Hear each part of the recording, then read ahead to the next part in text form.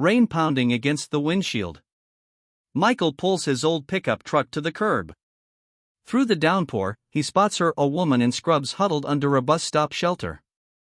Shoulders shaking, not from cold, but from tears. He hesitates, remembering his promise to pick up his daughter in 20 minutes. But something in her posture, defeated yet dignified, makes him roll down his window. "Need a ride?" he asks, expecting rejection. Instead, her eyes meet his, revealing exhaustion deeper than any night shift could explain. Could this rainy night hold a story that changes everything? Tune in to find out. Neither knew that this rainy Tuesday in Portland would change everything. One had lost his faith in love, but kept his heart open for his daughter. The other had lost everything but the compassion that defined her career. Watch until the end to discover how two broken souls from different worlds prove that healing begins when we're brave enough to shelter someone else from their storm. Michael Bennett measured his life in sawdust and promises kept. Each morning he woke before the sun touched the Portland skyline, careful not to let the floorboards creak as he prepared for another day of being both mother and father to 9-year-old Emma. His workshop below, their modest 2-bedroom apartment filled with the scent of pine and possibility. Each piece of furniture he crafted carried stories his words never could. The kitchen countertop held evidence of their morning routine, a half-empty coffee mug beside Emma's cereal bowl decorated with cartoon characters whose names he'd memorized to make her smile. A pink hair elastic wrapped around his calloused fingers as he attempted the French braid tutorial he'd watched 3 times the night before. "Hold still, pumpkin," he'd murmur, concentration furrowing his brow deeper than any hardwood project ever could. 6 years had passed since Catherine chose career advancement in New York over their family, leaving with promises to visit that gradually faded like pencil marks on wood. The divorce papers arrived with her signature already dried. The custody agreement granting her holidays she rarely claimed. Michael never spoke ill of her to Emma, instead filling photo albums with new memories, just the two of them at the coast, at the park, in the workshop where Emma had her own little toolbox painted sunshine yellow. His neighbors in the apartment building knew him as the man who fixed their cabinets without charging labor, just materials. "It's nothing," he'd say, eyes downcast at their gratitude. The elderly couple upstairs received a handcrafted step stool after he noticed Mrs. Abernathy struggling to reach her cupboards. The single mom across the hall found her wobbly kitchen table mysteriously stabilized while she worked the night shift. Financially, the margins were always thin. The ledger book in his desk drawer told the story in careful handwriting, monthly calculations ensuring Emma's art class remained in the budget, insurance payments highlighted in yellow, medical savings underlined twice. He'd skip lunch 3 days a week, telling himself he wasn't hungry anyway, to afford the special clay Emma needed for her school project. At night, after tucking Emma in with their ritual 1 story, 2 kisses, 3 questions about her day, Michael would sit at his workbench, shoulders curved beneath invisible weight. The empty space beside him on the couch remained untouched, a habit formed from years of solitude. Sometimes he'd catch himself cooking enough pasta for 3 before remembering the extra portion becoming tomorrow's lunch. His dating profile remained unwritten. The suggestion from well-meaning friends met with a tired smile. "No time," he'd say, gesturing to the custom credenza due by Friday. The truth hung in the workshop like fine sawdust, invisible until caught in the right light. His heart, like his finest woodwork, had been carefully sealed against the elements, functional, but no longer taking new impressions. On Friday evenings, when other men his age might be starting their weekends at local breweries, Michael and Emma observed their sacred tradition, 2 bowls of Rocky Road ice cream, the battered Monopoly board between them, her triumphant grin when she bought Park Place. He always let her win without making it obvious. His subtle gift wrapped in normalcy. At Emma's school presentation, other parents showcased expensive vacations while Michael helped Emma display a handcrafted dollhouse they built together. "My dad made every tiny piece by hand," she announced proudly, her small fingers tracing the miniature staircase. The admiration in her classmates' eyes meant more to him than any custom furniture commission. When he walked through the park with Emma, skipping ahead, he'd occasionally notice couples walking hand in hand. Their easy intimacy, a language he once spoke fluently, something would tighten in his chest. Not quite pain, not quite longing, before he'd call out to Emma about the ducks on the pond, redirecting his attention to the one love he could count on. In his workshop, A collection of carpentry books gathered dust on the highest shelf, bookmarks with ideas for projects marked someday. On quiet evenings, he'd sometimes pull one down, fingers tracing elaborate designs for furniture requiring time he never had, the bed frame with hand-carved headboard, the hope chest with dovetail joints.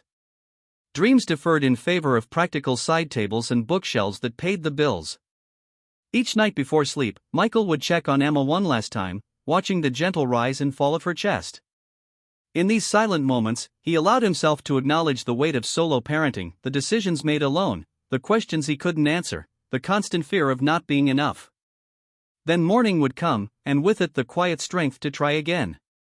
30 meters away and worlds apart, Sophia Chen removed her stethoscope with hands that had once been welcomed in Boston's most prestigious medical circles.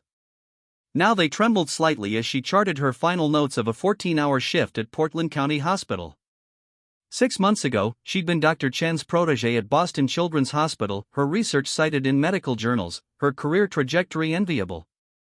Today, she was simply the new nurse practitioner, competent but cautious, respected but removed. Her fall from grace began with numbers on a spreadsheet that didn't add up. Patient care protocols changed without explanation. Medication brands switched to alternatives that weren't quite equivalent. When children in her ward experienced unexpected reactions, Sophia documented everything. The administration called it cost optimization. She called it dangerous. The whistleblower complaint cost her everything but her license and her integrity. Her apartment now bore little resemblance to her former Boston brownstone, a mattress on the floor surrounded by moving boxes she hadn't found the energy to unpack. A single mug, plate, and bowl served as her entire kitchen set. The settlement money from her wrongful termination lawsuit went mostly to legal fees, with the remainder barely covering first and last month's rent on the studio apartment with temperamental plumbing. Former colleagues blocked her calls. Recommendation letters were rescinded. Online medical forums contain thinly veiled references to troublemakers who don't understand healthcare economics. Her savings account dwindled as months passed without employment until Portland County Hospital, chronically understaffed and underfunded, became her only option. Still, certain habits remained unchanged. She still folded tiny origami cranes for her pediatric patients, a skill learned from her grandmother. She still remembered every child's name, favorite color, and fear. She still stayed late reviewing charts, looking for patterns others might miss. Excellence wasn't a choice for Sophia, it was encoded in her DNA regardless of title or salary. In Boston, her apartment had featured expensive furniture chosen by an interior decorator. Yet, she'd rarely spent enough time there to appreciate it. Her former fiancé, a neurosurgeon with political connections, had commented more than once about her depressing hospital stories ruining dinner parties. The engagement ended the same week as her employment. His parting words revealing the conditional nature of both relationships: "I can't be associated with this scandal." Now Sophia walked home in rain that seemed fitting for her circumstances. Her phone battery had died hours ago. The hospital shuttle long gone. In her waterlogged purse, the last photos of her grandmother, printed on paper rather than saved digitally, dissolved into blue-tinted smears. 6 months of losses culminated in this moment, standing at a bus stop that had stopped running for the night. Tears mingling with raindrops on her face. The headlights cutting through the downpour barely registered until a voice called out. "Need a ride?" The question carried no expectations, no judgment, just simple human recognition of another's distress. The pickup truck was old but immaculately maintained, much like its driver's weathered but kind face. Sophia hesitated only briefly before nodding, her practical nature overcoming caution. What more could she possibly lose? Inside the truck, the heater hummed inefficiently but earnestly. "Michael Bennett," he offered, without pressing for her name in return. Real story takes you deeper into this unexpected connection. The radio played softly, some local station featuring acoustic covers of songs she once knew. The windshield wipers kept in perfect time with the music, a metronome marking moments passing between strangers. His phone rang, breaking the silence. "Hey, Pumpkin," he answered, voice transforming into something gentler. "Homework trouble again?" He listened intently, glancing apologetically at Sophia. "The water cycle? Hold on." He struggled to explain evaporation in terms a 9-year-old would understand. Without thinking, Sophia leaned closer to the phone. Imagine the sun giving water molecules little wings so they can fly up into the sky. Then when they get cold enough, their wings get too heavy and they fall back down as rain, she offered. The delighted, "Oh, I get it now," from the phone was followed by Michael's grateful smile, the first genuine connection Sophia had experienced in months. When they arrived at her apartment building, she reached for her wallet only to find it empty. Pride prevented her from explaining how she'd spent her last cash on lunch for a patient's mother who'd been at the hospital for 36 hours straight. "Pay it forward someday," Michael said, simply waving away her embarrassment. As his truck disappeared around the corner, Sophia stood in the rain a moment longer, wondering why this brief encounter with kindness felt more substantial than all the accolades and accomplishments now stripped from her resume. 3 days later, Michael's careful routine shattered with a phone call from Emma's school: minor concussion, playground fall, precautionary visit to emergency room recommended. The 20-minute drive to Portland County Hospital stretched into an eternity of worst-case scenarios playing through his mind, his knuckles white against the steering wheel. In the pediatric assessment area, a familiar voice called Emma's name. There stood the woman from the rainstorm, now in crisp scrubs with a professional demeanor that couldn't quite mask her surprise. "The rain lady," Emma exclaimed, breaking the tension with childish directness.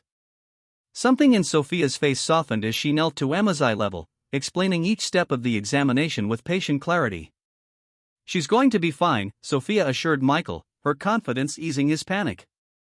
"I promise to bring a popsicle when we're done, if that's okay with your dad." The conspiratorial wink she shared with Emma created a tiny alliance that Michael couldn't help but appreciate. He noticed how other staff deferred to her despite her being new, seeking her opinion on cases beyond her assigned patients. 2 weekends later, Michael arranged his wooden crafts at the local farmers market, cutting boards, salt cellars, small toys that supplemented his custom furniture income. Emma arranged pine cone creatures on their display table, her recently healed head now topped with a hand-knitted beanie from Mrs. Abernathy. Through the Saturday morning crowd, Michael spotted Sophia examining organic vegetables at a nearby stall. Emma noticed too, waving enthusiastically until Sophia approached their booth. "We make everything ourselves," Emma announced proudly, her small hand gesturing toward their handcrafted wares. Conversation started awkwardly, but warmed as they discovered shared appreciations for cooking. Though Sophia admitted most nights ended with simple microwave meals, cooking for one always feels like too much effort, she confessed. Her fingers lingered on a maple cutting board, tracing the grain before noting the price tag and reluctantly setting it down. Michael watched her walk away, noticing her purchases: a single bell pepper, 2 apples, a small bunch of kale, enough for one person with minimal leftovers. That night, he found himself crafting a smaller version of the cutting board she'd admired, his hands working almost without conscious direction. Spring arrived, bringing the community garden back to life. Michael and Emma spent Sunday afternoons tending their plot, growing vegetables that supplemented their grocery budget. They discovered Sophia had taken the abandoned corner section, her medical precision evident in perfectly straight rows that nonetheless struggled to thrive. "You're drowning them," Emma announced, surveying Sophia's waterlogged seedlings with the authority only a 9-year-old could muster. "Dad says plants are like people. They need room to breathe." Sophia accepted gardening lessons from both Bennetts with graceful humility, her usual professional confidence replaced by endearing uncertainty. Sandwiches were shared on a weathered garden bench, Emma chattering about school while adults listened, offering each other shy glances over her head. Michael noticed how Sophia's clinical efficiency transformed into genuine warmth around his daughter, while Sophia observed how his gruff exterior melted whenever Emma spoke. When Emma's science fair project on medicine hit a roadblock, Michael found himself standing in the community garden watching Sophia harvest her first successful crop of tomatoes. "I was wondering," he began, hands fidgeting with his garden gloves, "if you might have time to help Emma with her project. She's stuck on the difference between bacteria and viruses." Their kitchen table became an impromptu classroom. Sophia's medical knowledge translated into experiments involving soap and glitter to demonstrate how germs spread. When the demonstration exploded into a mess of colored water and giggling, Michael found himself laughing genuinely for the first time in years. Dinner materialized from ingredients Sophia had brought just in case, the three of them cooking together in a kitchen that suddenly felt the right size. Later, with Emma asleep on the couch surrounded by project materials, they washed dishes side by side in comfortable silence. "She's remarkable," Sophia said softly, handing him a dripping plate. "You've done an amazing job with her." The simple validation of his parenting, something he'd never received from Catherine, lodged somewhere deep in Michael's chest. The day his truck broke down outside the hospital was the day something shifted between them. Michael had been delivering a custom bookshelf to the pediatric ward, an anonymous donation he'd arranged through the hospital charity office. Sophia spotted him from a window, bringing him coffee during her break, watching with interest as he explained the differences between hardwoods to the maintenance staff helping him. Their hands brushed when she passed him tools, the brief contact sending an unexpected current through both of them. In the truck cab, searching for jumper cables, Michael discovered one of Emma's drawings tucked under the seat, a crayon rendering of three figures at a table. When Sophia saw it, something unspoken passed between them, an acknowledgement of possibility neither was ready to voice. The invitation to Sunday dinner came from Emma directly. Sophia had stopped by to return a medical reference book, catching them practicing for the father-daughter dance. "You should come eat with us on Sunday," Emma declared with the impulsive directness of childhood. "Dad makes really good lasagna, except when he burns it." Michael's momentary discomfort gave way to quiet anticipation when Sophia arrived Sunday evening with homemade apple crumble, her grandmother's recipe, she explained. The evening ended on the apartment building's rooftop where they'd gone to identify constellations for another of Emma's school projects. Emma fell asleep between them on the blanket Michael had spread out, her small hand still clutching Sophia's sleeve. "She trusts you," Michael observed quietly, the night sky reflecting in his eyes. "She doesn't get close to people easily. Not since her mom left." "Children recognize intention," Sophia replied. "They know who sees them and who's just looking." The conversation drifted to safer topics, neither ready to acknowledge how comfortable this felt, how natural their orbit around Emma had become, how the empty spaces in their separate lives seemed to fit together like well-crafted joinery. The fragile piece shattered on a Tuesday afternoon. Michael arrived at the hospital to drop off a thank-you gift, the small cutting board Sophia had admired at the market, now finished with her initials subtly carved into the corner. In the waiting area, he overheard nurses whispering about the Boston whistleblower and how some hotshot doctor from Massachusetts was making a scene in the hallway. Curiosity led him toward the commotion where he found Sophia standing rigid before a gray-haired man in an expensive suit. "You destroyed careers with your sanctimonious complaints," the man was saying, loud enough for everyone to hear, had the nerve to question protocols established by physicians with decades more experience. Sophia's response was too quiet to hear, but her posture spoke volumes, straight-backed, chin lifted, the same dignity Michael had first noticed at the rain-soaked bus stop. The whispers around him filled in details: prestigious Boston hospital, patient safety allegations, professional blacklisting. The woman he'd come to know through small moments of kindness suddenly had a complicated history he knew nothing about. When she spotted him in the hallway afterward, her face fell. "Michael," she began, but he cut her off. "Were you ever going to mention that you're not just a nurse? That you had some big-shot career before slumming it here in Portland?" The words came out harsher than intended, protective instincts flaring. "What else haven't you told us?" The staff lounge provided minimal privacy for her explanation, how she'd discovered dangerous corner cutting and patient care protocols, how reporting it through proper channels led nowhere, how going public cost her everything professionally. "I reported what was happening to children like Emma. And for that I lost my home, my savings, my career." Her voice remained steady even as her hands trembled. "I did what was right and lost everything except who I am." Something in her words triggered Michael's deepest insecurity. "You'll leave eventually for something better. They always do." The ghost of Catherine hovered between them. "We're just your small-town rehabilitation project until your real life gets reinstated." Sophia's expression hardened. "You don't get to decide my intentions based on your past." She gathered her composure like a shield.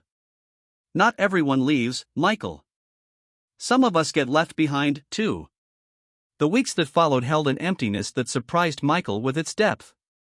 He stopped responding to Sophia's texts, made excuses when she visited his workshop. Emma's confusion turned to quiet hurt, her questions about Nurse Sophia gradually tapering into silence. A letter arrived addressed in Sophia's precise handwriting. Michael left it unopened on his dresser, unable to face either her explanations or his own overreaction. In their separate spaces, both struggled with regrets. Michael sanded the same table leg until it was too thin to use, his mind replaying words spoken in anger. Sophia arranged and rearranged her sparse belongings, considering for the first time that perhaps Boston had never really been home at all. The school's spring art exhibition brought matters to a head. Emma's featured drawing showed 3 figures in a garden: a tall man with carpenter's tools, a small girl with pigtails, and a woman in scrubs planting flowers. "My family," read the childish handwriting across the top. Michael stood before it, something crumbling inside his carefully constructed defenses. That evening, he attempted to call Sophia, only to discover her number disconnected. The visit to her apartment revealed a landlord clearing out abandoned belongings. "Left yesterday," the man shrugged. "Said something about heading back east." Michael found her packing the last of her meager possessions into her car behind the hospital. "You're running away," he accused, voice rough with emotion. "Just like my wife did." "I'm leaving because I've been offered my old position back," Sophia countered, continuing to load boxes with a formal apology and settlement. "The hospital board reviewed my evidence and fired the administration responsible." Her voice held no triumph, only exhaustion. "I've been vindicated, Michael. Isn't that what everyone wants?" His bitter response revealed the wound beneath his anger. "So, you get your fancy career back. We were just your small-town distraction." The pain in her eyes matched his own. "No, you were the first real home I've ever known." The admission hung between them, too honest to dismiss, too raw to embrace. Emma's drawing fell from Michael's pocket during their standoff. Sophia returned it without looking at the image.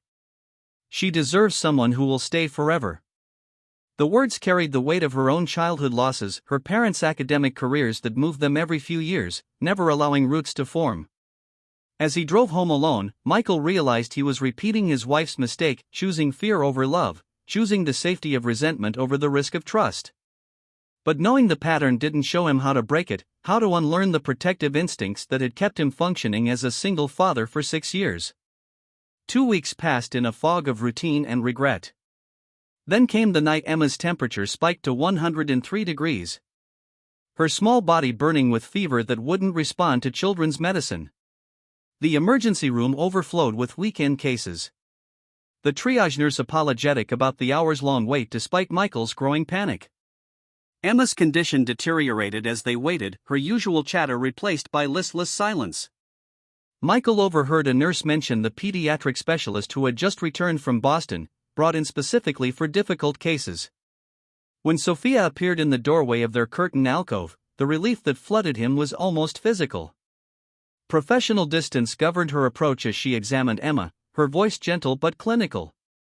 "Possible meningitis secondary to concussion," she told the attending physician, who deferred immediately to her assessment. "We need a lumbar puncture and antibiotics started now." The efficiency with which she took charge reminded Michael of what he learned about her past, her expertise now working to save his daughter.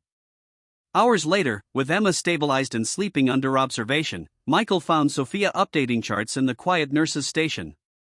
"Thank you," he said simply, the words inadequate for the weight they carried. "I took an oath," she replied, not looking up from her documentation, "to help anyone who needs care." Dawn painted the hospital windows with gentle light as they sat in silence in Emma's room. "You turned down the Boston reinstatement, didn't you?" Michael finally asked, noticing the Portland hospital ID still clipped to her scrubs. Sophia nodded, fatigue evident in every line of her body. "I realized success means nothing if I'm not where my heart is." She explained how she donated the settlement money to a patient advocacy fund, how her phone had been disconnected because she couldn't afford the bill, how she'd been packing to move to a smaller apartment across town, not leaving Portland at all. The shame of his assumptions washed over Michael. "I pushed you away because I was afraid of depending on someone again," he confessed. "After Catherine left, I built this life for Emma, this small, safe, predictable life. The idea of someone else becoming essential to us and then leaving, he couldn't finish the thought. Emma stirred, opening fever-bright eyes to look between them. "Are you two friends again?" she asked, the simple question cutting through adult complexities. Sophia's careful answer held promise without presumption. "Sometimes grown-ups forget what matters most," she told Emma, adjusting her foreline with gentle hands. "But we remember when it really counts." The moment was interrupted by a nurse calling Sophia away for another emergency. Michael watched her work through the window, competent, compassionate, completely in her element. He realized that loving someone meant supporting their purpose, not just wanting them nearby. Catherine had left because family felt like a constraint to her ambition. He had nearly driven Sophia away by assuming she shared the same values. After Emma's discharge with follow-up care instructions, they stood awkwardly in the hospital parking lot. "Thank you again," Michael offered, uncertain how to bridge the gulf between them. "She's special," Sophia replied, professional mask slipping just enough to reveal the affection beneath. "Take good care of her." She turned toward the staff entrance, lab coat billowing slightly in the spring breeze. At home, helping Emma settle on the couch with her favorite blanket, Michael found her sketchbook tucked between cushions. Flipping through, he discovered a progression of drawings, first just Emma and Michael, then gradually including a third figure. The final page bore Emma's childish handwriting, "My wish," with a picture of all three of them standing before a house with a garden. The clarity hit him with unexpected force. In trying to protect his heart, he'd been denying his daughter the family she clearly wanted. More than that, he'd been denying himself the chance to build something new, not replacing what was lost, but creating something that had never existed before. For 3 days, Michael and Emma worked secretly in his workshop, emerging with sawdust in their hair and purpose in their movements. The medicine cabinet they created featured a hand-carved caduceus symbol, the interior designed with specific compartments for various supplies. The wood cherry with maple inlay glowed with hours of careful finishing. They found Sophia's new apartment building across town, a modest improvement over her previous studio, but still sparsely furnished. She was helping an elderly neighbor carry groceries upstairs when they arrived, her scrubs exchanged for faded jeans and a Boston Medical sweatshirt with sleeves pushed up to the elbows. Emma ran to her immediately, brandishing a drawing. "We made you something." The caution in Sophia's expression gave way to surprised joy at seeing them both. Michael stepped forward, heart hammering against his ribs. "You lost everything standing up for what's right," he said quietly. "I almost lost everything being afraid to stand up for what matters." He presented the handcrafted cabinet. "For someone who heals everyone but herself." Inside the cabinet's central compartment, he'd placed a small note beside a jar of bath salts Emma had helped make. "Healers need healing, too." Sophia's fingers traced the woodwork, the medical symbol, the carefully crafted hinges. "This is beautiful," she whispered, the simple words carrying layers of meaning neither adult was ready to fully express. Emma tugged at Sophia's sleeve.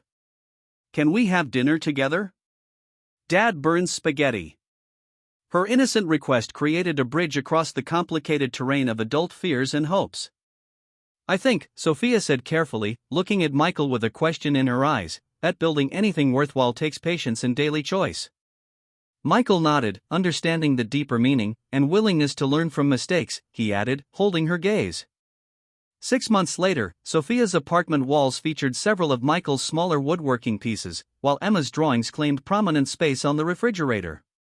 Michael had expanded his workshop to include a small clinic space where Sophia offered free care one evening each week to families without insurance. Their community garden plot flourished under Emma's enthusiastic, if sometimes misguided, care. Sunday dinners had become a tradition that gradually expanded to include neighbors who had become an extended family of sorts. Michael's wedding ring, long stored in his dresser drawer, had been transformed into a pendant Sophia sometimes wore, not erasing the past, but transforming it into something new. When the prestigious Boston Children's Hospital sent Sophia another offer, she opened the letter with Michael beside her.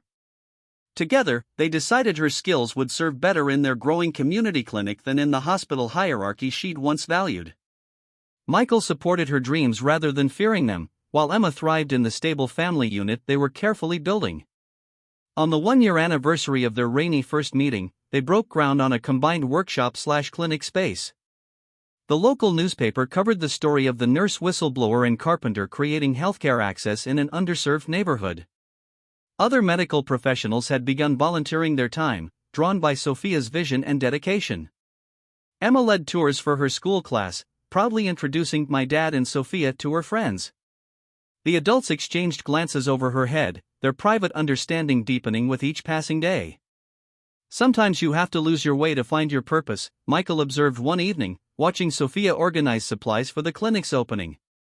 And sometimes you have to lose everything to recognize what truly matters, she replied, her hand finding his across the workbench.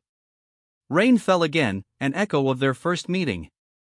Michael pulled his truck to the curb, but this time Sophia waited with an umbrella, Emma between them holding both their hands. Inside their front door, 3 sets of rain boots stood in a row, different sizes, but equally muddy from the garden, a visible symbol of the family formed by choice rather than circumstance. Some storms wash away what we thought we wanted, Sophia murmured, watching the rain through the window, revealing what we truly need.